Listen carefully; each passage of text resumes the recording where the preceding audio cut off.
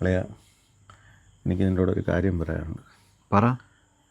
War situation ആയതുകൊണ്ടാണ് എൻ്റെ അവിടുത്തെ ജോലി പോയിട്ട് ഞാൻ വന്നത്. അപ്പോൾ അവൾക്കിപ്പോൾ എന്നെ അക്സെപ്റ്റ് ചെയ്യാൻ പറ്റുന്നില്ല. ഞാൻ അവിടെ അവർക്ക് വേണ്ടിയാണ് കിടന്ന് ഈ കഷ്ടപ്പാടെല്ലാം കഷ്ടപ്പെടുന്നത്. അറിയാമല്ലോ. ഞാൻ ഇപ്പോൾ എനിക്ക് സ്ഥിരമായിട്ട് ജോലി ഇല്ലാതായപ്പോൾ അവൾക്ക് ഞാൻ ഇവിടെ നിൽക്കാൻ പറ്റില്ലെന്ന് അവൾ പറയുന്നത്. എൻ്റെ കൊച്ചുങ്ങളെന്ന് അകറ്റുന്നു.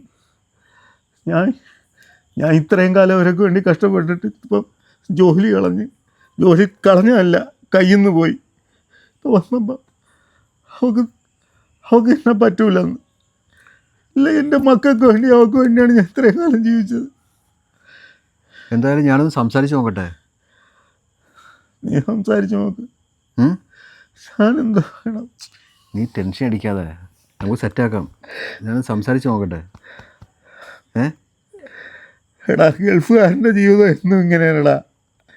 ജീവിതകാലം മൊത്തം അവിടെ കിടന്നു കുടുംബത്തിന് വേണ്ടി കഷ്ടപ്പെട്ടിട്ട് തിരിച്ചു വരുമ്പോൾ അവന് ആരുമില്ല. തിരിച്ചു വരുമ്പോൾ ആരുമില്ല, വീട്ടുകാരുമില്ല, നാട്ടുകാരുമില്ല, കൂട്ടുകാരുമില്ല. അവൻ വെറും ചണ്ടി. നീ പ്രഷർ ആക്കണ്ട. നമുക്ക് ഞാൻ അവളെ സംസാരിച്ച് നോക്കട്ടെ. ആദ്യം സംസാരിച്ച് നോക്കട്ടെ. നീ ഇവിടെ ഇരിക്കും, വെയിറ്റ് ചെയ്യ്.